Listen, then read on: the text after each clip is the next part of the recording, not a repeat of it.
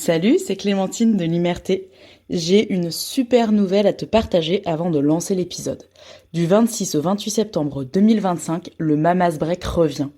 Le Mamas Break, c'est un week-end que je co-anime avec Elodie qui est kiné et prof de yoga. Le Mamas Break, c'est un week-end dédié aux mères qui veulent laisser la charge mentale à la maison et se faire chouchouter pendant 48 heures.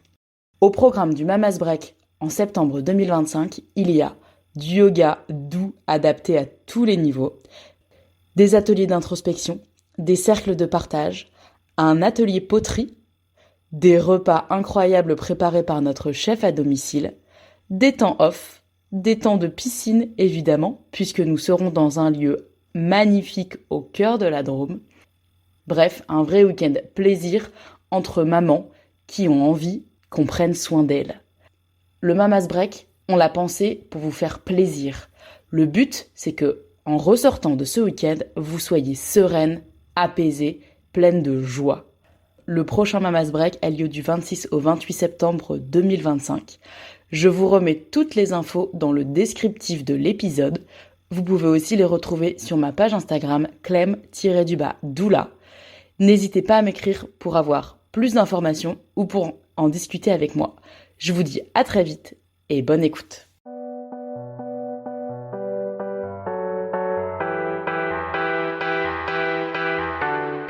Bienvenue sur le podcast L'Imerté. Je suis Clémentine, doula des familles spécialisée dans le sommeil de l'enfant. Dans mon quotidien, j'accompagne les parents à vivre une parentalité sans tabou. La Limerté, c'est la liberté d'être mère comme on l'entend, parfois un peu bancale, en équilibre entre ce qu'on voudrait faire, ce qu'on peut faire et ce qu'on fait vraiment. Entre ce que dit la théorie, ce que suggère l'entourage et ce qui nous correspond profondément. Vous allez donc entendre des histoires de mères du quotidien qui partagent la vraie vie, de joie, de galère, de questionnement. Plongez avec moi dans ces histoires de liberté, des histoires un peu ordinaires de femmes extra qui sont mères du mieux qu'elles peuvent. Salut Julie. Salut. Bon Julie, je suis un peu stressée de passer de l'autre côté du micro aujourd'hui. C'est pas facile, hein? Ouais, c'est pas facile. Euh, pour ceux et celles qui nous écoutent, Julie est déjà venue à mon micro. C'est l'épisode 6. C'était vraiment au tout début. Tout début. Et il se trouve que quand tu m'as raconté ton histoire, on avait vraiment beaucoup de similitudes. J'ai mis, enfin, à chaque fois que tu me racontais, je me disais, mais mon Dieu, mais mon Dieu, mais mon Dieu, on est pareil. Et il y a quelques semaines, tu m'as proposé qu'on échange les rôles pour que tu puisses toi aussi me poser des questions. Et donc, comme c'est l'épisode qu'on enregistre aujourd'hui, c'est le dernier épisode de la saison 1 de l'Imerté. Et donc, je me suis dit que c'était l'occasion de changer. Donc, à toi la parole. C'est rigolo parce que c'est exactement ma prise de notes de ce que je voulais dire aussi. Voilà, on ne s'est pas trop coordonné avant, je tiens à préciser. C'était exactement ce que je voulais dire sur le comment on s'était rencontrés, Mm. où on en était de nos vies et de nos parcours respectifs parce que donc à ce moment-là tu t'apprêtais ou tu venais de lancer l'Imerté et moi je m'apprêtais à lancer mon activité, Maman Bouillon. On était toutes les deux très attentives aux enjeux de la maternité. Et là, dans un des derniers épisodes que tu as enregistré et que j'ai écouté, tu disais que à ce moment-là, tu pensais que la dépression postpartum était un peu loin et qu'avec du recul, tu te disais que pas du tout. Et j'en suis exactement au même point de me dire à cette époque, je pensais que c'était derrière moi. Mm.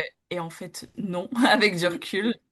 Et du coup, ça m'a fait dire que ouais, c'est le bon moment pour qu'on se reparle et Ouais, qu'on c'est fasse clair. un peu le point.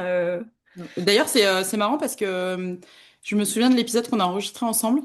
Et à cette époque-là, du coup, ça devait être en septembre, je pense, août-septembre par là. C'était en août, ouais. Ouais. Et je me souviens qu'à cette époque-là, quand on a enregistré l'épisode, tu utilisais pas le mot de dépression. Exactement. Et d'ailleurs, je l'avais enlevé du titre de l'épisode parce que tu l'utilisais pas. Donc c'est marrant aussi de voir, enfin, c'est intéressant de voir le chemin parcouru aussi. On, Bref. on progresse. Ouais, exactement. Et du coup, c'était ça la première question que je voulais te poser, c'était est-ce que tu arrives à te souvenir un peu, nous dire quel était ton état d'esprit à ce moment-là, où t'en étais, un peu, de rentrer un peu plus dans le détail de ce moment. Mm. Ouais, du coup, août. Donc, en août, mes filles avaient 3 et 1 an, quasiment. Je pense que j'étais sortie vraiment du marasme ambiant de je veux plus me lever et tout. Aussi parce que c'était l'été, qu'il faisait beau, que du coup on avait quelques vacances de prévues, donc avec des gens pour avoir du relais en dehors de notre maison et tout, donc tout ça a un peu Mhm. favorisé. Mais je pense que c'était en surface. Surface, j'étais sortie, tout allait mieux, blablabla. Je pense que j'avais aussi la fenêtre de en septembre, ma grande rentrée à l'école et la plus petite va être gardée 5 jours par semaine, donc je vais respirer, Mhm. ce qui n'était pas le cas avant. Mais pour autant, j'ai un souvenir que le mois d'août, ça a été super. Je pense que ça a été je vais pas dire, ouais, peut-être l'apogée. Enfin, un moment charnière en tout cas dans la dépression. Parce qu'en fait, finalement, j'ai quand même eu mes filles 5 jours, enfin 7 jours sur 7 pendant Mhm. longtemps, même si j'étais jamais toute seule avec elles. Mais ouais, ça m'a fait dire qu'en fait, c'était encore plus intense et que j'en étais pas sortie, quoi. Et j'ai un souvenir, je rentrerai pas dans les détails parce que ça a été vraiment très violent pour moi, et pas que pour moi, je pense, mais j'ai un souvenir de moments passés chez mes parents, qui pour le coup ont toujours été très aidants, et il y avait tous mes frères et sœurs, et on est 5 frères et sœurs, donc ça fait du monde. Oui, Tous mes frères et sœurs. On est tous adultes aujourd'hui, mais bon, n'empêche que ben on a quand même une famille au départ avec nos liens spécifiques, on va dire. Et il y a un jour où ça a pété, quoi. Enfin, je suis vraiment sortie de mes gonds, quoi. Et je me souviens de me dire, mais mon Dieu, j'en suis tellement pas sortie de cette dépression, en fait. Mais je pense que ça a été le moment charnière aussi de me dire, ok, en fait, ça va vraiment mal. C'est officiel aux yeux de tous. oui, tout le Et monde le donc, sait. qu'est-ce qu'on fait pour sortir de ça? Et en fait, c'est marrant parce que ça, c'était en août. Et je suis rentrée du coup chez moi en septembre. Donc j'avais déjà lancé l'Imerté. Je sentais que ça me faisait un peu, ça me faisait du bien quand même de parler avec des gens chaque semaine et d'avoir un rendez-vous en fait. J'avais pas le choix Mhm. de faire un truc de ma semaine. Il fallait que je sorte un épisode.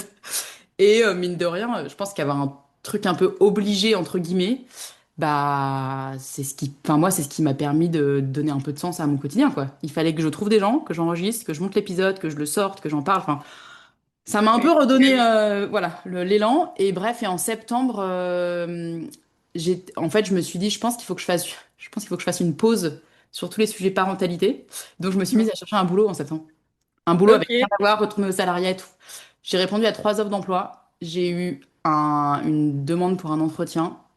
J'ai accepté l'entretien. Et genre 2 jours avant, j'ai dit à mon conjoint, mais ça me fait des crises d'angoisse en fait de me dire que je vais aller passer un entretien pour aller m'asseoir à un bureau pour faire un truc qui m'intéresse pas. Oui. Et donc là, il m'a dit peut-être tu peux peut-être prendre le temps en fait, peut-être juste là, tes filles elles sont gardées, kiffe et puis tu verras. Et du coup, c'est ce que j'ai fait et j'ai bien fait puisqu'en octobre, je suis partie une semaine au Maroc en faire une retraite entre femmes. Oui, je me souviens. Voilà, et franchement, ça a été le tournant quoi. Je pense que ça m'a un peu reconnecté à qui j'étais et on le dit, hein, même en tant que maman, hein, il faut prendre du temps pour soi, se reconnecter à ce qui fait du bien et tout. Mais en fait, moi, j'avais besoin de sortir vraiment de chez moi quoi. Il a fallu que je parte 6 jours loin pour vraiment me reconnecter. Et je pense que enfin, ouais, aujourd'hui, tu vois, on est en juin, c'était en octobre dernier, et je pense que ça a vraiment marqué la fin de la dépression. Hmm. Mais donc en août, j'en étais pas sortie. Je voyais un peu de la lumière, mais j'étais pas sortie, quoi. Et voilà. Mais je pense quand même que l'IMRT a été créée dans le contexte de la dépression parce que j'avais besoin de parler. Et je suis contente d'avoir eu cet élan, parce que ça va prendre un autre tournant, mais ça reste quand même super important pour moi. Finalement, tu dis parler, mais c'est surtout faire parler de ce que Ouais, tu. oui, ça, toi, je me cachais un peu. Un peu. Ouais, je pense que j'avais besoin déjà d'entendre d'autres mamans pour voir que j'étais pas la seule à galérer. C'était le truc de départ. Et après, plus c'est venu, et plus je me suis dit, mais en fait, ça peut aussi être des choses. Enfin, ça n'a pas besoin d'être que de la galère, en fait, la maternité. Tu sais, je pense que j'étais un peu tellement focus dedans que j'avais besoin de ça. Ouais. Bon, après, je me suis rendu compte que c'était pas que ça. Et oui, bah, il y a un peu ce cheminement qui s'est fait sur toute l'année. J'ai beaucoup fait parler. Et maintenant, je me rends compte que bah, j'ai peut-être aussi envie, moi, de parler, mais c'est juste que ça prend du temps, tu vois, dans mon histoire personnelle Oui, de parler. mais je comprends, mais oui, ça aide de faire parler aussi, de faire dire aux autres ce que tu vis et ce que te, ce que tu éprouves. Et je rebondis sur la remarque de ton conjoint de prendre le temps d'attendre et de voir, mais c'est tellement pas quelque chose qu'on a l'habitude de faire, quoi. Mm. Dès qu'on est en pause, enfin, je sais pas toi, mais moi je culpabilise immédiatement à dire, mais je suis pas en train de produire, je suis pas en train de faire quelque chose. Et même ce rapport à la pause devient un enjeu de productivité de oui, je prends ma pause comme ça, après, je ferai mieux, je ferai plus. Je suis complètement d'accord avec toi. Et d'ailleurs, c'est marrant parce qu'aujourd'hui, j'avais pas, à part notre rendez-vous là et un après, j'avais pas de rendez-vous ce matin. Et du coup, je m'étais fait tout un truc, alors je vais faire ça, ça, ça, ça, ça, ça. Et en fait, je me suis levée, c'était pas du tout la bonne énergie pour faire tout ça. Et je me suis dit, ok, il fait beau, j'ai plein de trucs à lire. Et bah, je vais me secouer un peu, je vais sortir un transat, puis je vais aller lire au soleil. Et je pense que les 5 premières minutes, j'ai lu 10 fois la même page, en mode je suis pas tout concentrée sur mon livre. Et finalement, j'ai réussi à lire. Et en fait, effectivement, je me suis dit, mais ça fait aussi tellement du bien juste de ralentir, quoi. Je pense qu'il Ouais, y a plein de choses qui viennent aussi comme ça, de prendre le temps et de ralentir et de pas toujours être dans la production. Mais enfin, on nous apprend pas. Alors peut-être qu'il y en a qui apprennent, mais moi, je sais que toi, tu as dû faire ça aussi dans ta vie d'avant.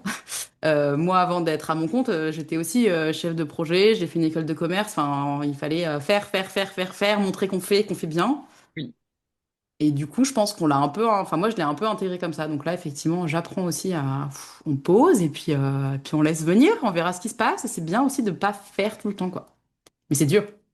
Et surtout que quand tu deviens et mère et entrepreneur, c'est omniprésent et c'est tout le temps finalement quand t'es salarié, bah il y a quand même les congés, c'est des périodes Mm. où voilà, tu as un certain nombre de congés imposés, t'as des jours fériés qui sont des vrais jours fériés où tu travailles pas et en tant qu'entrepreneur, bah c'est toi qui détermines quand est-ce que tu prends les pauses et je pense que on a vite tendance à ne plus en faire Ouais, c'est clair, c'est et à clair. s'épuiser. Ouais, bah tu vois, cette semaine a été une semaine assez tranquille en termes de rendez-vous. Et je disais justement à mon conjoint, c'est marrant parce que à la fois, je suis très contente qu'elle arrive maintenant cette semaine, ça me permet d'être plus, voilà, plus tranquille, de faire d'autres choses et tout. Puis bon, le soir même, je lui ai dit, ça commence à me stresser un peu en fait. Enfin, Ah, c'est voilà. une Mais oui, mais en fait, c'est exactement ça. Et tu vois, je sais pas comment tu gères toi pour par exemple les congés d'été, mais bah moi j'ai acté, ça y est, que j'arrêtais complètement 4 semaines cet été. Mhm. Et à la fois, je trouve c'est génial et je pense que ça va me faire du bien. À la fois, je pense que je vais avoir mes petits pics de stress en me disant, My God, je travaille pas pendant 4 semaines, il y a zéro argent qui rentre pendant 4 semaines. Oui, bah oui, il y a cet enjeu-là en plus. Mais bon, je pense que comme on disait avant, c'est super important et je sais aussi que moi, mes meilleures idées arrivent quand je cherche pas les idées. Donc, quand je suis sous ma douche ou en train de Oui. coucher ma fille ou et que je n'ai rien pour noter, tu vois. On a les mêmes moments. Bah, j'avais raconté il y a du coup presque un an que le nom de Maman Bouillon m'était venu alors que j'étais en train de coucher ma fille Oui. et que je me disais, ah purée, faut que vite qu'elle s'endorme pour que vite j'aille noter. Ah ouais, c'est toujours ça. Franchement, ce moment-là, moi, c'est vraiment en propice, hein. J'ai plein d'idées qui fusent et à chaque fois, je me dis, ok, faut que je me mette des mots-clés pour retenir mes idées. Faudrait un magnéto Mais chuchoteur oui. pour vous. Ouais, mais je me dis toujours, il faut un truc connecté au cerveau, parce que moi, ça me vient aussi beaucoup quand je conduis. Oui, ah oui, pareil. Voilà. Faut être concentré sur la route, mais je suis plus concentrée sur ce qui se passe dans la tête. Oui, j'avais une question avant. C'est donc, tu disais que ça t'avait aidé de ben, parler ou faire parler. Est-ce qu'il y a un épisode en particulier qui t'a marqué et qui t'a dit, voilà, c'est ça, c'est pour ça que je fais l'immerté, c'est pour ça que Hmm. j'enregistre.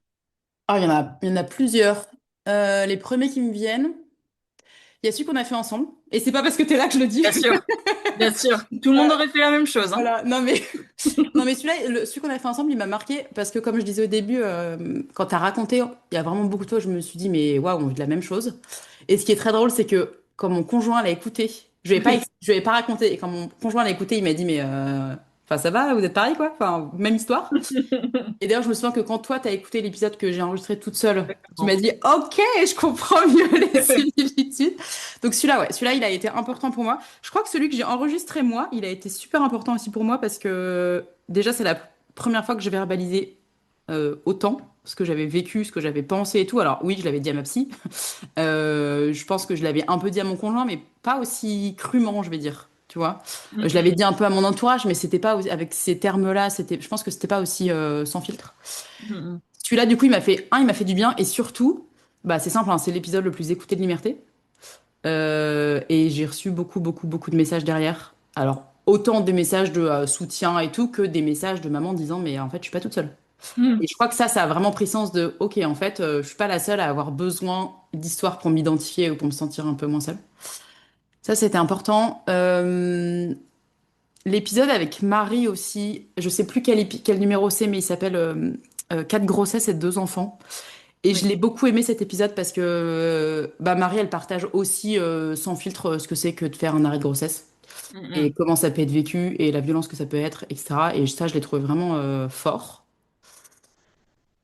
Voilà. Et un autre que j'ai beaucoup aimé, qui a pas été si écouté que ça, je crois finalement, mais c'est pas grave. C'est celui que j'ai fait avec 3 femmes sur les interruptions volontaires de grossesse. Mm, mm.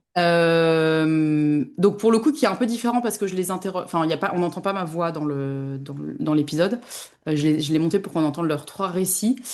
Et en fait celui-là il m'a vraiment touchée aussi parce qu'elles m'ont fait une confiance dingue en fait en me partageant ce qu'elles m'ont partagé. Il y en a 2 qui m'ont dit je l'ai jamais raconté à personne ce que j'ai raconté à ton micro.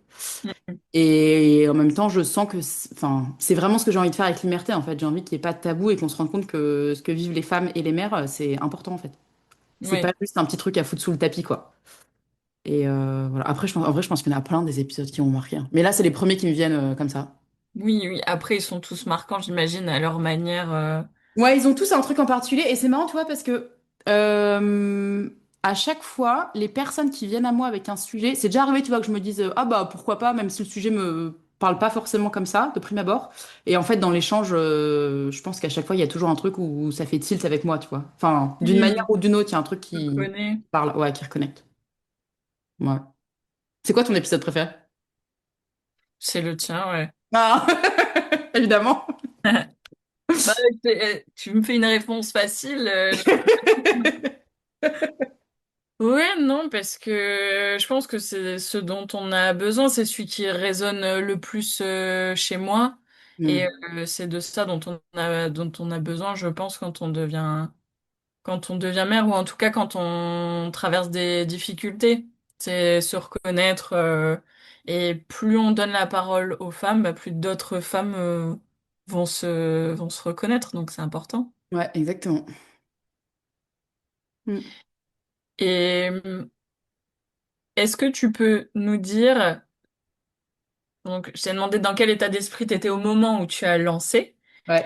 qu'est-ce qui t'a décidé à prendre le micro, donc avant du coup le pré-lancement, qu'est-ce qui t'a fait dire oui, il faut que je fasse ça? Est-ce que c'était une envie? Est-ce qu'on t'a poussé à faire ça? Et, euh, et est-ce que entre ton objectif et là maintenant, est-ce que ça...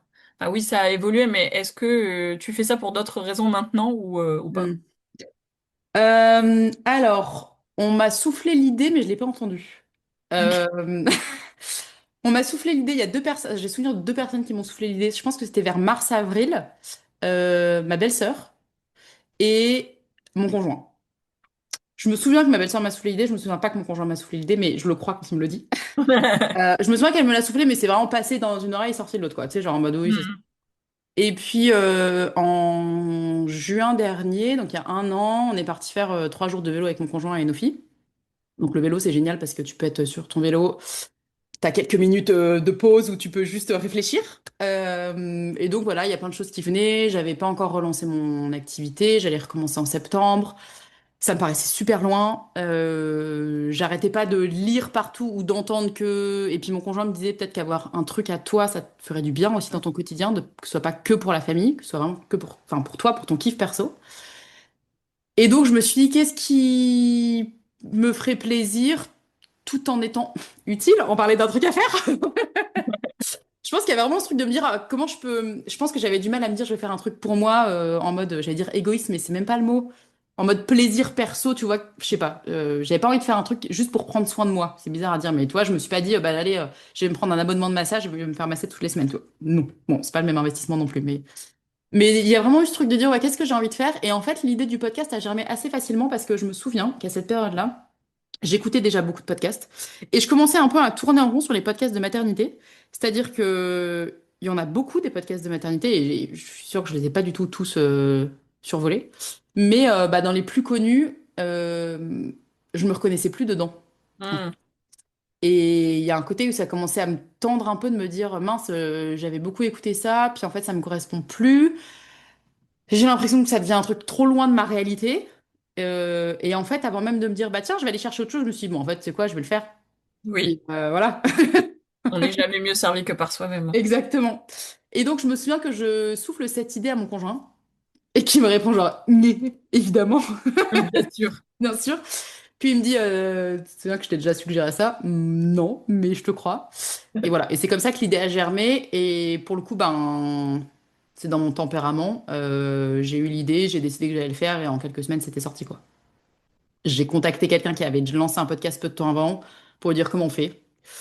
Et voilà, on a échangé. Elle m'a envoyé des vidéos YouTube en me disant regarde ça, regarde ça, regarde ça. Et 4 heures après, j'avais compris, j'avais téléchargé le logiciel et puis c'était parti, quoi. En avant Guingamp. En avant Guingamp.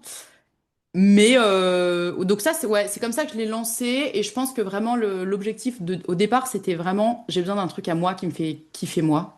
Mhm. Pour, comme on disait, aussi avoir un objectif dans ma semaine, autre que m'occuper de mes enfants. Ouais. Aussi parce qu'à cette époque-là, mes filles, elles étaient gardées 2 jours par semaine.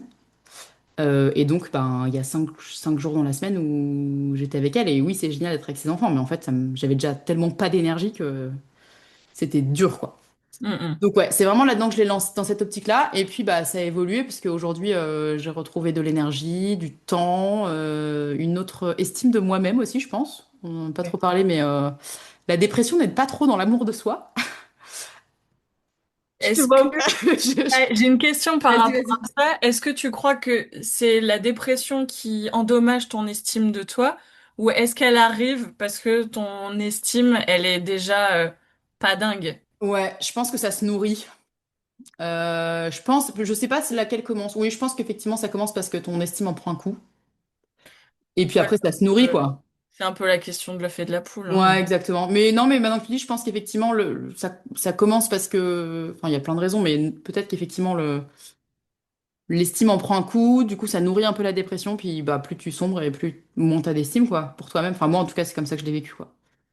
Et, et donc oui, aujourd'hui, ben, j'ai un quotidien qui est différent, une énergie différente et des envies aussi différentes. Pour là, tu vois, en un an, j'ai pas du tout les mêmes ambitions. Enfin, là, aujourd'hui, j'ai pas du tout les mêmes ambitions qu'il y a un an. Je pense aussi, tu sais, tu disais au début, est-ce que tu parles ou tu fais parler? Je pense que ça vient aussi de toute l'évolution. Il y a un an, moi, raconter des choses, ça me paraissait impossible. Mhm. Parce que j'ai toujours été celle qui écoute plutôt qui parle, qui se fait plutôt discrète, qui donne pas trop son avis, surtout pas si on lui demande pas. Et enfin, surtout si on lui demande pas. Et je pense que ça a évolué parce que bah, je travaille dessus, hein, c'est pas magique, ce serait trop facile. Ah Mais bon? voilà. Mais je pense que j'ai tout le travail que je fais depuis des mois là fait que bah, j'accepte un peu plus qui je suis, j'accepte un peu plus mes idées, que ça puisse déranger. Et du coup, j'ai aussi un peu plus envie d'en parler, quoi. Et Mhm. je me sens, je pense, aussi plus connectée à, j'allais dire aux luttes, c'est un peu un grand mot, mais je sens que j'ai plus envie de faire des trucs un peu plus impactants que juste moi dans mon petit coin pour me sortir du marasme, tu vois. C'est bon, je suis sortie maintenant, qu'est-ce qu'on fait pour rayonner un peu plus, quoi. Voilà. C'est marrant comme on se ressemble, hein, quand même. C'est... Sans blague. Mais alors, ça c'est vraiment une analyse que je porte sur moi. Dis-moi ce que t'en Mm, penses. Mais je crois que ça vient de ça aussi, c'est cette difficulté, enfin, euh, bon, peut-être pas la dépression en elle-même, mais là, je me sens vraiment alignée, en fait, ce truc de vouloir porter, de vouloir soutenir quelque chose, de vouloir contribuer, bah, à aider les femmes, en fait, à aider les mères, à contrer un peu les injustices. Je crois que c'était là et qu'on a trop appris à bah, il faut pas dire, il faut, comme tu disais, surtout si on te l'a pas demandé, tu ne donnes pas ton avis. mm, Et même quand on te le demande, finalement, il faut que l'avis soit plutôt positif, en général. Donc vraiment pas faire de vagues et se taire. Et en devenant maman, bah, ça commence à bouillonner, mais en même temps le couvercle est toujours là et bah, ça fait un peu tout péter. Et ouais, j'ai l'impression qu'on chemine. Enfin, je sais pas ce que Ouais, t'en penses. ouais, je suis d'accord avec ton analyse. Enfin, moi, c'est comme vraiment comme ça que je le vis. Et tu vois, je trouve que justement en devenant maman, moi, j'ai vraiment ressenti le truc de, à un moment donné, quel message je vais envoyer à mes filles, en fait. Oui, c'est ça, Enfin, t'as une responsabilité ouais, de parler. exactement. Aussi parce que j'ai envie qu'elles prennent la place qu'elles veulent et qu'elles parlent et tout. Alors oui, c'est très relou, une enfant de 4 ans qui passe sa journée à dire non, hein, j'entends. Mais en même temps, je sais que ouais, que j'ai envie qu'elles puissent s'exprimer, donner leur avis et tout, et qu'en fait, si moi je leur montre pas l'exemple, ben qui va le faire? Mm, mm. D'autant plus parce que ce sont des filles. Donc ouais, je suis d'accord avec toi. Je pense que aussi le fait d'être mère est venu un peu secouer tout ça et il y avait besoin que ça sorte quoi. Alors après, je sais pas pour toi, mais moi les premières fois quand c'est sorti, ben, le problème c'est que ça sort pas de la bonne manière et pas sur les bonnes personnes. Donc voilà. Et donc après, c'est qu'est-ce qu'on en fait et moi, le qu'est-ce qu'on en fait, pour le coup, il a fallu que je sois accompagnée et un peu en thérapie et puis après avec une coach en particulier, Astrid, si tu nous écoutes, qui m'accompagne encore au quotidien sur, même si c'est pas forcément lié à des sujets perso directs, en fait, ça vient rayonner partout sur la place qu'on peut prendre en tant que femme et le fait qu'on n'a pas besoin. Moi, j'avais beaucoup ça aussi, je sais pas pour toi, mais j'avais beaucoup le truc de, je veux pas donner mon avis ou prendre position sur un sujet si je suis pas sûre euh, de connaître toutes les Ouais. infos parfaitement sur ce sujet. Et c'est encore un peu le cas, mais j'essaye petit à petit voilà, de me faire violence là-dessus. Parce qu'en fait, quand on regarde au quotidien, il y a tellement de gens qui disent des conneries. Enfin, je veux dire, il n'y a pas de doute, quoi. Je suis en phase, moi ça va même au-delà de ça, c'est que je vais dire quelque chose, je sais que j'ai raison, c'est basé sur des... Et en face, on va me dire juste non. Juste non. Il n'y a pas d'argument, il n'y a pas d'argument, juste non, c'est pas vrai. Mm, Énorme remise en question, ça n'a aucun sens. Mais oui, du coup, je comprends. Effectivement, ça n'aide pas à porter sa voix non plus. Et en tant que parent, encore moins, parce que finalement, c'est tellement délicat cet équilibre entre ce qu'on apprend, ce qu'on sait, ce dont on est convaincu. Donc, c'est mm. difficile de se positionner. Ouais. Ouais, puis il y a un truc, tu vois, je trouve aussi par rapport à la parentalité, où bah, moi, dans mon job, j'accompagne les femmes et les parents de manière plus globale. Et j'ai eu toute une question aussi de légitimité de me dire qui suis-je pour aller accompagner les parents alors que je suis enfin, je Oui. galère au quotidien, quoi, tu vois. Et en fait, ça, il m'a fallu aussi un peu déconstruire, de me dire, bah, c'est peut-être aussi pour ça que ces parents ils viennent à moi, c'est qu'ils savent que j'ai pas la science infuse et que oui, moi aussi, il y a des soirs où ça me gonfle de coucher mes enfants, quoi. Enfin, je sais Mm. que c'est comme tout le monde, hein.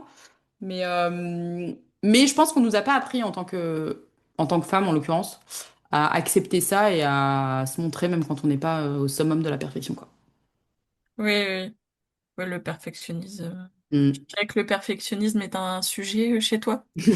À peine. Mais tu vois, pour le coup, ça l'a été très très fort. Ça l'est encore un peu aujourd'hui, mais vraiment moins. Je me force régulièrement soit à poster des trucs sur les réseaux, soit tu vois sur des épisodes, euh, à les publier même si c'est pas parfait, même si je sais que ça pourrait être 10 fois mieux. À me dire c'est pas grave en fait. C'est aussi comme ça que c'est authentique et que c'est comme ça quoi. Enfin, tu vois, j'ai jamais réécouté le premier épisode de Liberté, mais je pense que si je l'écoutais aujourd'hui, je me dirais mon Dieu, qu'est-ce que c'est? Mais ça ne va pas. Mais c'est comme ça en fait. Et en quelque part, heureusement, j'ai évolué, tu vois. Enfin, Oui, c'est comme ça comme ça qu'on apprend, progresse. hein. Mm.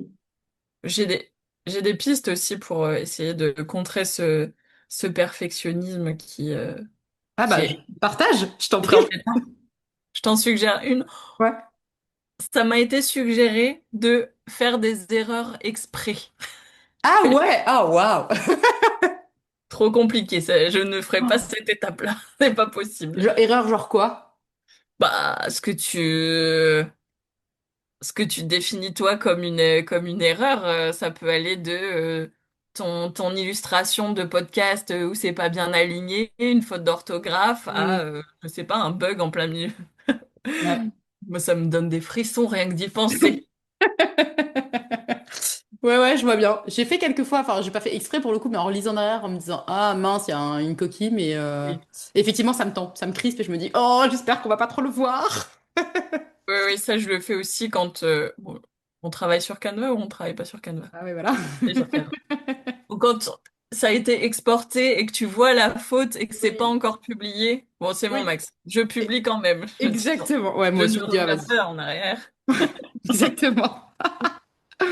Je vois bien. Ouais. Et il y a cette personne qui va te dire, il y a une coquille là. Mm. Ouais. T'exploses dans 15 minutes.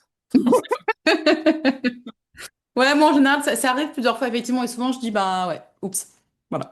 Oups. Oui, Enfin, je l'avais vu. oui, pas grave. Mm. Du coup, finalement, là, je synthétise un peu ce que tu as dit, c'est que au début, tu faisais ça plus pour toi, mais finalement, tu faisais parler les autres. Et là, Mm. de ce que je pressens, de ce que j'entends, tu fais ça plus enfin, toujours pour toi, bien sûr, mais pour les femmes, en tout cas, pour défendre une cause, pour défendre des idées, des valeurs, contrer l'injustice. Et potentiellement, tu vas plus te mettre sur le devant de la scène, c'est ça? Ouais, exactement. Je pense que. Alors, pour être tout à fait honnête, je sais pas encore exactement à quoi ça va ressembler. Mais oui, j'ai envie de parler un peu plus et de plus exprimer ce que je pense. Et avec l'idée, effectivement, que ça. Ouais, enfin, que ça fasse un peu avancer au moins les réflexions et les réflexions pas que enfin, chez tout le monde en fait. Parce que je pense qu'il y a, bon, il y a des hommes qui n'en ont aucune idée, donc vu mes stats, c'est pas du tout les auditeurs de mon podcast, mais sait-on jamais. Mais même chez les femmes, je pense qu'il y a beaucoup de mères qui sont dans leur truc et qui sont pas forcément épanouies dans leur quotidien, sans parler même du rôle de la mère, mais juste dans leur quotidien, dans leur vie, et que bah, j'espère que ça puisse peut-être les éclairer sans dire que ça va tout chambouler dans leur quotidien, mais peut-être ouais, allumer une petite lumière et donner envie aussi de faire avancer la cause, quoi. Et tu vois, c'est marrant parce que tu parlais d'injustice. Je suis très très activée, comme on dit, par l'injustice. Et tu vois, autant il y a encore un an, quand il y avait des trucs injustes dans la vie, mais enfin dans le quotidien, mais même un peu dans les grandes causes et tout, ça me rendait mais ouf, mais vraiment, mais ça me tendait de ouf. Aujourd'hui, ça me tend encore, mais justement, j'ai maintenant envie que juste ce soit pas moi que ça tende, tu vois, de dire ok, en fait, j'ai envie de gueuler, je vais gueuler quoi. Je suis pas d'accord. Pas juste oui, oui, je suis pas d'accord, mais je vais rien dire parce qu'il faudrait pas faire trop de vagues. Non, non, je vais gueuler parce que je suis pas d'accord. Et je pense que, enfin, tu vois, c'est bizarre parce que je pense pas que ma parole va changer le monde. Mais je pense que, comme tu l'as dit tout à l'heure, plus en fait, plus on est de femmes et de mères à parler et à dire la vérité de ce qu'on vit, bah plus les consciences bougent et plus il y a d'autres femmes qui le feront et plus peut-être ça bougera un peu les choses, quoi. Mais je pense que c'est sur du très long terme, mais bon, faut bien commencer à un moment donné. Mais et puis, au moins, tu auras fait ta part, Ouais, finalement. ouais, exactement. C'est ça qui est difficile aussi, c'est de se dire que de toute façon, ça changera pas, alors tu le fais pas. Ouais, bah ouais, ça c'est comme sur tous les sujets, hein. Mais bon, faut choisir ses combats, mais moi je choisis celui-là, tu vois. Et est-ce que tu as en tête les sujets dont tu veux parler J'en ai quelques-uns. Je sais déjà quel sera le premier épisode de la saison 2 du coup. Pour le coup, j'aurai une invitée qui est thérapeute féministe. Et les deux mots sont importants. Oui, oui, je crois. Et du coup, l'idée, c'est de parler avec... On l'a pas encore enregistré, mais l'idée, c'est de parler avec elle de justement qu'est-ce que vient faire le féminisme en thérapie et comment elle accompagne les femmes et en particulier les mères en thérapie avec la casquette de féministe en fait. Et ce que ça peut Mhm. apporter et le lien entre le féminisme et la maternité et tout ça parce que tu vois, j'y pense parce que il y a plusieurs fois où j'ai dit que j'étais féministe ou je sais plus comment ça vient et où en fait la maman en face me dit ah non moi pas du tout. Et en fait ça m'écorche un peu les oreilles et aujourd'hui j'ai pas encore les bons mots pour expliquer, pas pour la contredire mais juste pour expliquer mon point de vue.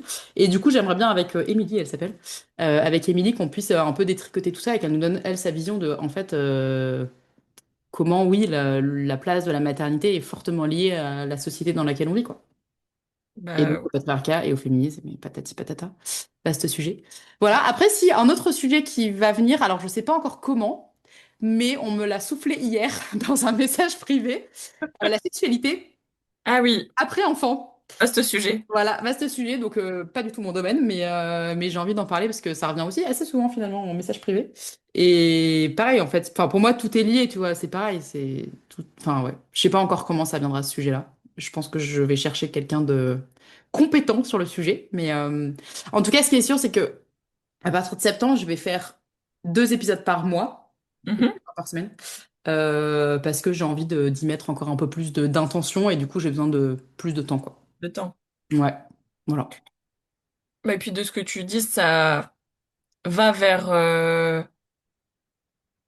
aller à la rencontre des spécialistes, des Mm. experts de leur sujet. Donc j'imagine qu'en termes de préparation, ça Ouais, demande plus de travail en amont ouais, si tu veux quelque chose de qualitatif à la fin, ouais. plutôt que de demander aux personnes un peu leur parcours, leur parcours de vie. Tout à fait. Oui, oui, il y aura un peu plus de préparation que là, les discussions qui étaient géniales, mais un peu plus spontanées, quoi. Oui. Sur la sexualité, cela dit, une table ronde, ça peut être intéressant aussi. Ouais, tout à fait. Ça, bah, tu vois, cet été, ça va mûrir, je pense. Les 4 semaines de pause. Exactement. Exactement. Ouais, puis je pense que ça me permettra aussi, j'aime bien en parler vraiment autour de moi parce que il y a souvent des idées qui émergent quand même, et même si tout me parle pas, ça fait, voilà. Ça tisse un peu des liens et ça me permet ouais, de savoir, j'allais dire de savoir un peu ce qui intéresse, mais en gardant en tête quand même que j'ai pas envie de faire un truc, c'est bizarre, hein, j'ai pas envie de faire un truc pour intéresser, j'ai envie de continuer à faire des trucs qui me font kiffer moi, mais ben pas que enfin pas que pour moi non plus, donc c'est un peu le juste milieu entre les sujets dont on a besoin de parler et en même temps les sujets qui moi m'intéressent parce que de toute façon je pense que si je passe 1 heure d'entretien avec quelqu'un sur un sujet qui m'intéresse pas, Oui, ça va être ça va vite difficile. se sentir. Après, il y a des sujets qui t'intéressent peut-être pas en première intention, mais qui Complètement. finalement bah, seront des bonnes surprises. Mm. Après, j'imagine que une interview de masculiniste n'est pas au programme. Pas du tout. Nope. Je suis très ouverte d'esprit, mais il y a des limites. Ouais, voilà. Ça pourrait être intéressant aussi, Ouais, mais mais tu vois, on parlait de perfectionniste tout à l'heure, je pense que j'ai pas encore, je me sens pas assez armée pour mener cette ah discussion oui, pour oui, oui. l'instant. Probablement jamais, Ouais, ouais, probablement voilà. Oui, probablement jamais d'ailleurs, exactement. Mais bon, en tout cas, pas aujourd'hui, ça c'est sûr. jamais. Mais je suis pressée d'écouter la saison 2 de Liberté, en tout Mais cas. tu sais que ça, tu vois, c'est une manière dont je fonctionne et vraiment, à chaque fois, je me dis, mais pourquoi j'ai fait ça encore? C'est très mon truc de dire des choses pour m'engager, puis après de dire, alors maintenant, comment je fais? Ah, blague à part, c'est un truc qui fonctionne bien parce que du coup, tu t'es engagé. Donc, moi, il y a un truc où je me suis engagée, je vais le faire. Oui. Et d'ailleurs, l'épisode là que j'avais enregistré il y a 15 jours, il était assez spontané et après coup, je m'étais dit, bon, bah, il n'y a plus qu'à. Mais donc, ouais, je pense que ça va être cool. Je pense que ça va être un nouveau. J'ai l'impression que c'est un peu une nouvelle page, quoi, de Liberté. On verra ce que ça donne. Une nouvelle saison. Laisse ouverte. Une nouvelle saison, exactement. Nouvelle saison, nouvelle intention. Ouais, exactement. Voilà. Mais, euh, mais moi, ça me paraît cohérent comme manière de fonctionner. Finalement, tu te connais, tu as envie de le faire et tu sais qu'en en parlant, ça va t'engager et ça va Ouais, te forcer à le faire. complètement. Ça me paraît logique. Ouais. Ouais.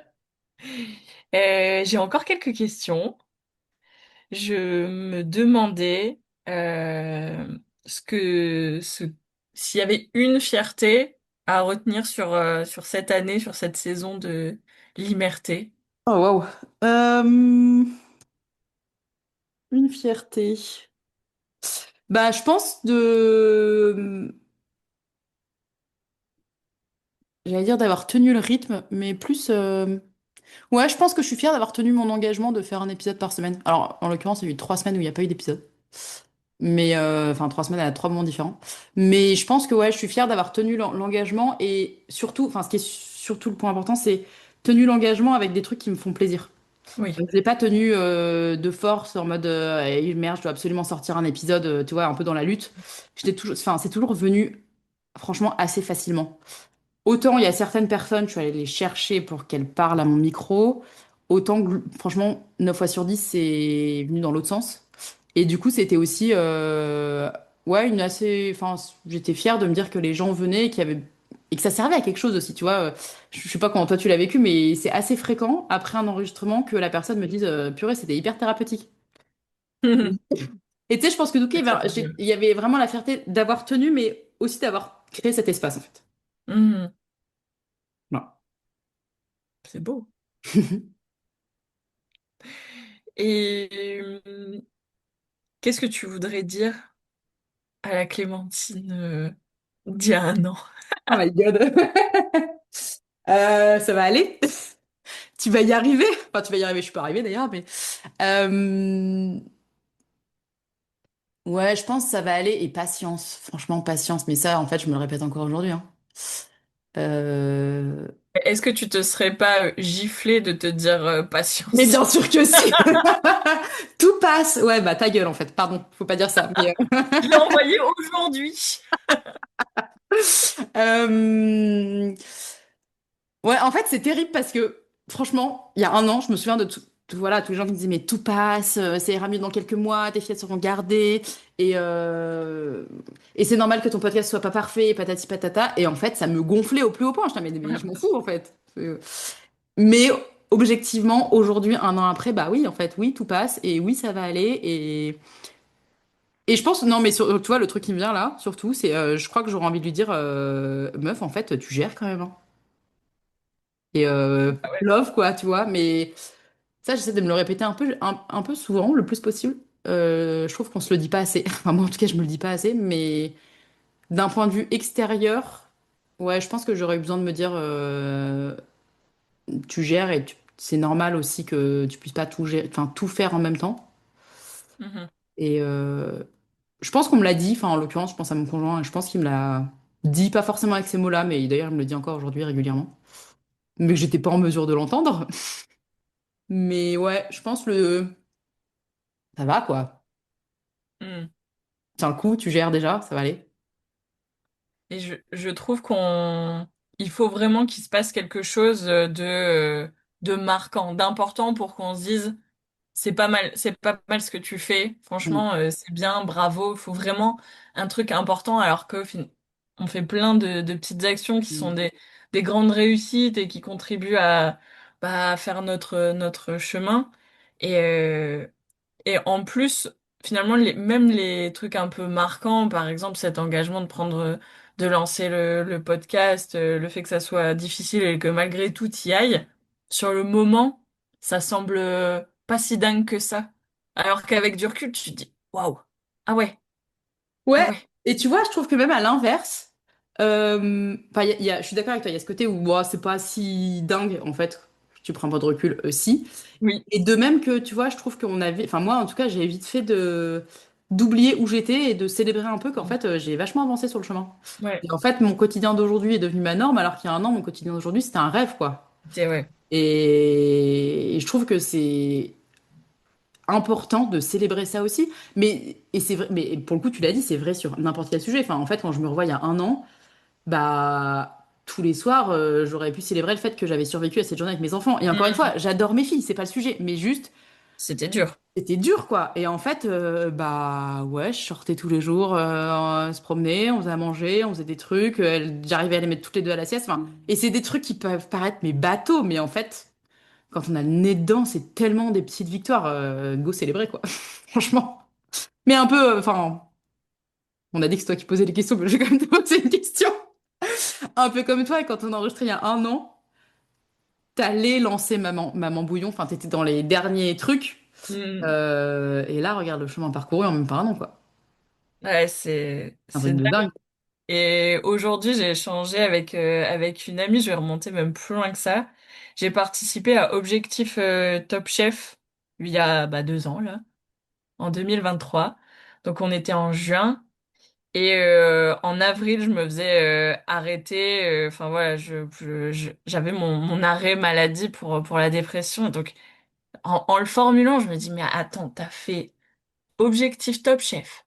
Donc, un stress incroyable, une équipe de tournage dans ton jardin, des allers-retours à Paris devant les caméras, ça a 2 mois de diagnostic, enfin, de dépression. Et je dis, J'avoue. mais waouh, waouh. Et à l'époque, bon, bah bien, tous les jours, je me disais, mais tu vas pas y arriver. Enfin, j'étais vraiment, c'était là pour le coup, il y avait aucun doute sur le fait que c'était pas du tout passé. Et ouais, ouais. du coup, je me suis dit, mais incroyable, mais sois fier. C'est Sois clair. fier de toi, mais c'est difficile. Il faut laisser passer 2 ans pour être fier de soi. Soyons fiers de nous maintenant, quoi, de ce qu'on fait au Ouais, quotidien, de toute l'énergie qu'on met pour faire bien les choses. On va s'attarder sur deux, trois erreurs, là où 80% du travail est fait et très bien fait. Et ouais, soyons fiers de nous, quoi. ouais, ouais, mais c'est effectivement c'est dur et je trouve que ça c'est l'importance aussi du coup de s'entourer des bonnes personnes parce que souvent c'est ces personnes-là qui vont nous montrer qu'en fait Oui. regarde tout ce que tu as bien fait depuis tout ce temps, enfin bien fait, on s'entend depuis tout ce temps et ouais. Mais c'est pas facile de prendre du recul, mais ça se travaille et plus ça avance et plus on le voit. Ouais, ouais. Moins il nous faut de, moins il nous Le faut de temps. temps pour Ouais, la prise de recul. Parce que ouais, finalement, prendre du recul à 2 ans, c'est facile. ouais, c'est ça. Prendre Ouais, du recul à 5 minutes, un peu plus difficile. Ouais, c'est vrai, c'est vrai. Ouais. Mais tu sais, c'est marrant parce que je le vois vachement. Euh, Ma fille, ma plus grande, qui a donc 3 ans et demi, elle dit très souvent quand elle fait un truc, ah, je suis super fière de moi. Et Mhm. en fait, au début, ça me faisait rigoler, mais en fait, aujourd'hui, je suis juste là, mais oui, mais c'est génial, quoi. Et Ouais, j'avais un peu insisté. Je lui ai déjà dit que j'étais fière d'elle, mais souvent, je lui dis plutôt, tu peux être fière de toi, parce que j'ai envie ouais. qu'elle vienne d'elle et pas du regard extérieur. Mais aujourd'hui, je trouve ça génial qu'elle le dise souvent, et elle le dit autant pour j'ai réussi à dessiner ma licorne que à coller une gommette, quoi. Enfin, mais des trucs qui peuvent paraître insignifiants, mais en fait, qui lui font grave plaisir. Et je me dis, c'est une bonne base pour la vie. Oui, c'est clair. C'est Donc, bien. ouais. Bien sûr, je fais pareil avec ma fille. Bah oui, évidemment. C'est une surprise. Peut-être faire une liste de tous les points communs qu'on a. C'est ça. Bon, déjà, il y a une différence. J'ai qu'un enfant, donc C'est vrai, c'est vrai. différence majeure. Ouais. Et qu'est-ce que tu aurais envie? Alors, peut-être pas de dire, parce que, bon, peut-être de questionner, de demander à la Clémentine dans 1 an. Oh, wow. C'est dur, ça, comme question.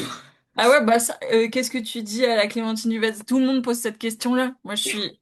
Tu t'en discuteras avec Anaïs. Moi, je suis Tu version sais quoi? plus J'allais dire originale. que t'es avant-gardiste, toi, non? Euh, Anaïs qui fait de l'astro, entre parenthèses, Oui. dédié au maire. Voilà, vous pouvez aller voir. Qu'est-ce que je voudrais dire à la Clémentine dans 1 an? Oh là là. En fait, c'est très dur parce que j'ai plein d'idées des choses que je veux faire et j'arrête pas de me dire zen, patience, ça viendra quand ça doit venir. Mais pour être tout à fait honnête, je vais te partager un truc que j'ai en tête. Je pense pas que ce sera dans 1 an, mais sait-on jamais. Oui, dans Euh, l'année, hein. ouais, ouais, non, mais même je pense que ça Ah, sera plus plus tard. longtemps, Mhm. mais je suis assez convaincue que les choses vont commencer à se mettre en place quand même dès maintenant, tu vois. J'ai dans l'idée un jour de... Attends, fais une pause. Si tu dis mon projet à moi, vraiment, je coupe tout. Non, je pense pas. Enfin, Peur. j'en sais rien, mais non, je pense pas. J'en sais rien. Non, je pense pas quand même. Non, mais j'ai dans l'idée, j'ai deux projets importants dans la vie. Le premier, qui est un projet très perso, j'ai très envie qu'on reparte en voyage à vélo avec mon conjoint et mes filles. Mhm. Voilà. Je sais pas si ce sera l'année prochaine, dans 2 ans, dans 3 ans, mais en tout cas, c'est là et c'est vraiment pas un rêve, c'est vraiment un projet. Enfin, Mhm. j'ai besoin qu'on le fasse et je pense qu'on va le faire. Voilà, donc je sais pas quand ce sera. Peut-être dans 1 an, j'en sais rien. Et le deuxième, ce sera peut-être sur du plus long terme. J'ai envie, je crois, un jour d'être thérapeute.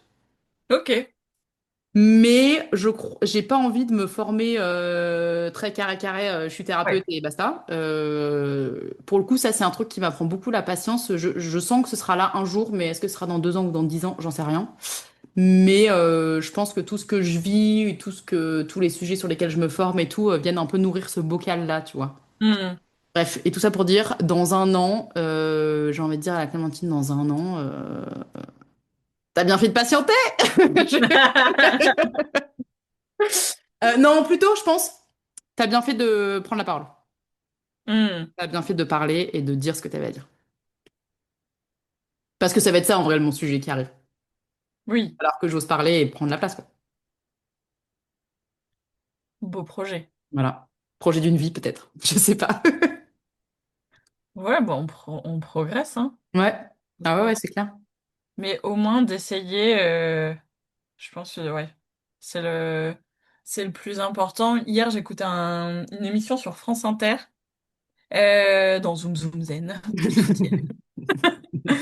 Et l'invité parlait du concept de falaise de verre, que je ne connaissais pas du tout, qui est un peu euh, qui va forcément un peu avec le concept de plafond de verre. Le concept de falaise de verre, c'est la tendance qu'ont les entreprises, et ça se voit aussi en politique, à confier des postes à responsabilité aux femmes quand ça se passe mal.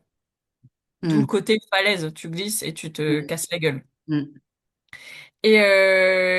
Donc c'était très très intéressant. J'encourage tout le monde à l'écouter parce que ça donne voilà vraiment des enjeux de enfin des concepts de qu'est-ce qui se joue dans le féminisme et qu'est-ce qui se joue dans le sexisme qu'on a intégré en fait, mm, parce que ça bien sûr c'est pas sciemment enfin il y a plein de choses qui se jouent, donc c'est très très intéressant. Et le principe de cette émission, c'est qu'à un moment, il y a un micro-trottoir où on interroge les gens sur ce concept-là. Donc bien sûr, ça fait ressurgir le féminisme mm, et ça se clôture sur la réflexion de est-ce que le plus dangereux dans tout ça, c'est pas d'être résigné en fait. Et je suis assez d'accord, euh, on peut être on peut se voiler la face, je pense, parce que pour moi, c'est ça, on peut pas nier que ça existe, donc soit tu te voiles la face, soit t'en as conscience, et une fois que t'en as conscience, ben, qu'est-ce que tu fais? Bah, t'essayes de faire quelque chose? Est-ce que t'essayes de dire? Est-ce que t'essayes de prendre la parole? Je parle pas de forcément, de militantisme actif, d'aller dans les manifs ou d'aller dans des assos, chacun fait bah, comme il le sent, mais au moins de savoir dire bah non, là je suis pas d'accord, je peux pas mm, te laisser dire ça. Et je pense que moi longtemps j'ai été résignée, j'étais trop consciente de tout ce qui posait problème et de tout ce qui n'allait pas. Et maintenant c'est plus possible en fait. mm, C'est plus possible parce que bah tu deviens maman et en fait qu'on est une fille ou un garçon, je trouve qu'on a la même responsabilité de prendre conscience des choses quand t'es maman d'une petite fille parce que bah t'es directement face au problème. Et mm. quand t'es la maman d'un garçon, je pense que t'as aussi énormément de responsabilités sur ce que tu apprends. Ouais, c'est clair. Mais tu vois, je pense qu'il y a un truc par rapport à la résignation que tu partages. Moi, j'ai l'impression que c'est presque un peu un processus obligatoire de. C'est tellement. Enfin, moi, je trouve ça tellement vertigineux Ouais. qu'à un moment, c'était genre, non, mais stop, déni, en fait. C'est trop douloureux en Trop fait. douloureux, on laisse le temps de maturer et puis après, on y va, quoi. Et ça me fait penser un peu sur le même sujet, mais tu vois, si tu vas sur l'écologie, qui est très liée au féminisme, Oui, mais c'est pareil, tu vois, je me souviens, je crois que c'était en voyage à vélo à l'époque, donc c'était en 2019.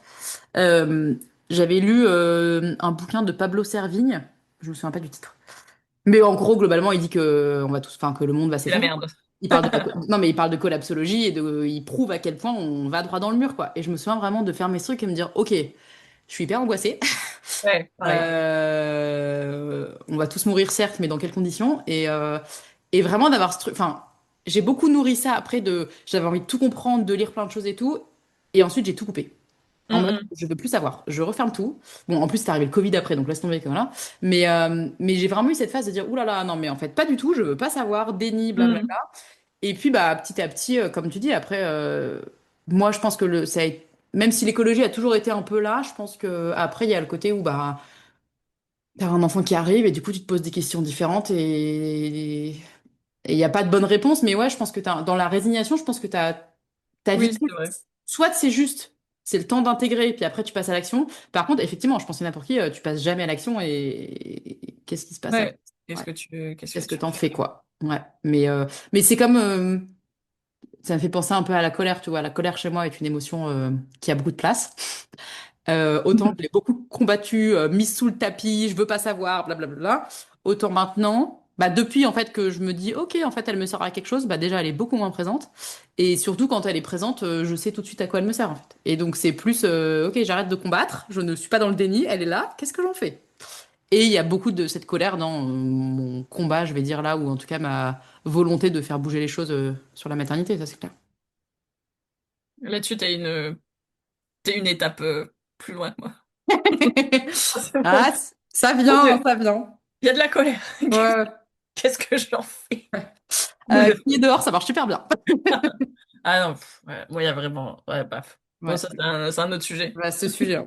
Mais attends, encore une fois, enfin, ça reste quand même un sujet prenant. Et oui, il y a des jours où je pète des plombs et après, je culpabilise d'avoir pété un plomb et patati patata, hein. On n'est jamais arrivé.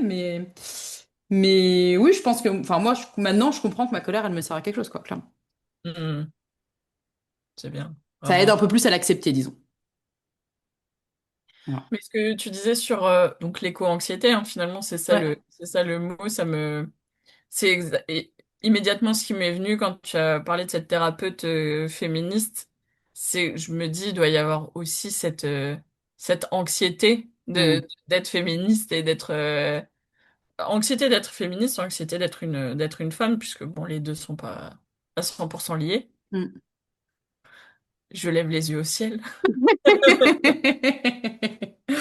Ouais.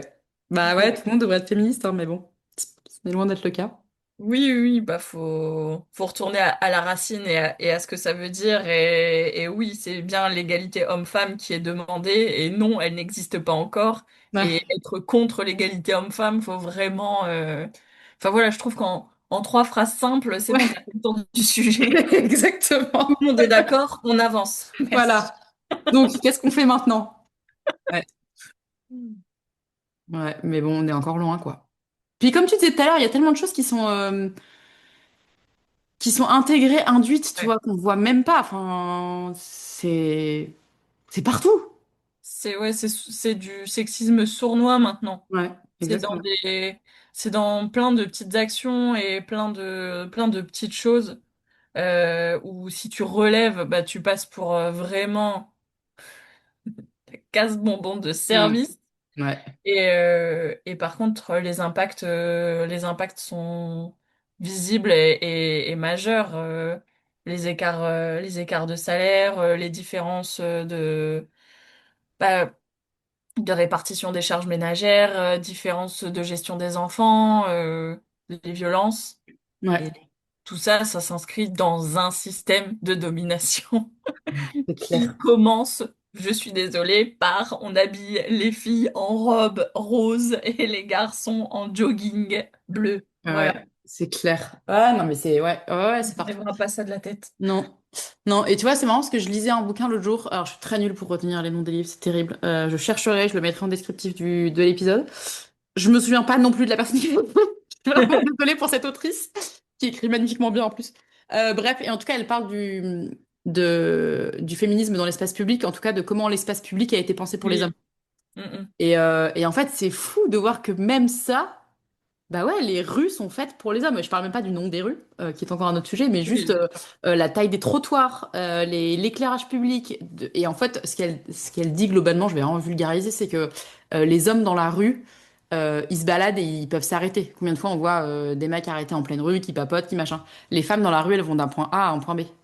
Mm, mm. Et du coup, c'est pas du tout la même approche. Et c'est souvent bah, les femmes qui ont une poussette et les trottoirs sont rarement à la bonne taille pour les poussettes. Et enfin, il y a plein de trucs comme ça où elle dit en fait, le féminisme, effectivement, c'est pas juste une charge mentale équitable. Et encore, si des gens on avait ça, ce serait bien.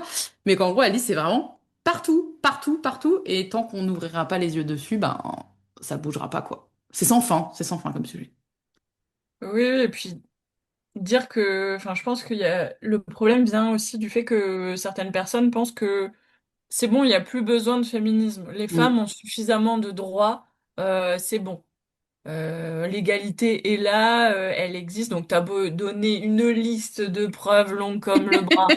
Non, ça ne compte pas. Ouais. Et on me parle de progrès, moi je trouve qu'il y a un retour en arrière quand on donne de l'audience, une telle audience à Mm. des propos complètement misogynes qui sont vus par des adolescents, des enfants, bah non, c'est pas le progrès quoi. Ouais, c'est Les clair. hommes qui expliquent que les femmes ont besoin d'être soumises, bon, Ouais. voilà, n'est Moi, pas du progrès. ouais, c'est clair. C'est vraiment un truc que je comprends pas, quoi. Il y a j'ai lu un bouquin, alors pour le coup, celui-là, je m'en souviens parce que je viens de le finir, qui s'appelle Être mère, qui est un très beau livre. Et sur la quatrième de couverture, la première phrase, c'est, je vais mal le dire. En gros, c'est nous ne sommes que la moitié de l'humanité, mais nous l'avons créée tout entière. Hmm. Et en fait, moi, ce que je comprends pas, c'est comment ces hommes, en l'occurrence, là, on parle, oublient qu'eux aussi viennent de l'utérus d'une femme, en fait. Ouais, mais au-delà de ça, ça j'ai entendu ça comme comme justification de non, ils sont pas misogynes, ils sont pas sexistes, ils ont des mères, ils ont des sœurs, donc Bien bah oui, bah sûr. du coup, bref. Ouais. Bon, on peut repartir pour une heure, hein, Ouais, pas c'est de clair. bon, sans forcer, hein, Voilà, voilà. en restant à la surface. Voilà, c'est ça, exactement. Revenons, revenons. Euh, et du coup, j'ai une dernière question. C'est est-ce qu'il y a des choses dont tu aurais voulu parler et que je n'ai pas abordées? Euh, Écoute, je trouve, bah, tu vois, j'allais pas trop d'attentes, plus dans le sens, j'avais bien confiance que l'échange allait être fluide et qu'on allait aller sur plein de sujets. Et ça c'est bon prouvé. Euh, Incroyable, oui. ouais. Il y a plein de sujets qu'on pourrait aborder, mais tu vois, ouais, non, je crois qu'on a fait un bon balayage. Et surtout, ce que je trouve très cool, c'est que, bah, donc tu m'avais pas partagé les questions avant, donc je savais pas trop dans quelle direction tu allais aller. Et ça me permet aussi de voir le chemin parcouru encore une fois, tu vois, et ça me... Ouais, je crois que ça me fait du bien de me dire, on avance, quoi. On avance. Et tu sais, le truc qui me fait aussi du bien, c'est me dire, je suis pas toute seule.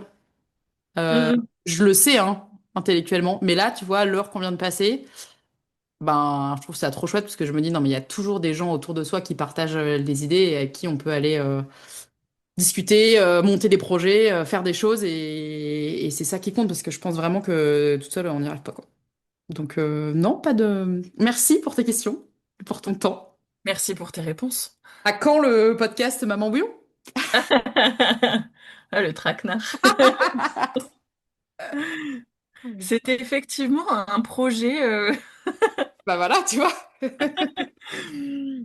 C'est effectivement un projet, d'où ma proposition de t'interviewer, de voir euh, bah, comment je me comporte derrière le micro. Et parce que ouais, j'ai ce besoin de faire parler aussi, je crois. Parce que comme je te disais, des fois faire parler, c'est un peu enfin faire dire des choses que qu'on pense, dont on n'a peut-être pas forcément conscience. Et oui, moi ça va avec aussi ce souhait de d'être un peu plus engagée aux côtés des femmes, de porter, de faire porter leur voix. Et, euh, et j'aimerais bien, ouais, plus euh, donner la possibilité aux femmes qui en ont pas forcément l'occasion de dire ce qu'elles font, ce qu'elles proposent. Et comme toi, j'ai un parcours de reconversion et que ça a été compliqué et que c'est intimement lié à à ma maternité aussi, j'aimerais voilà, montrer qu'il n'y a pas qu'un seul chemin, que on a le droit d'essayer, on a le droit de même pas forcément se tromper, mais juste changer d'avis, changer de souhait, changer de désir.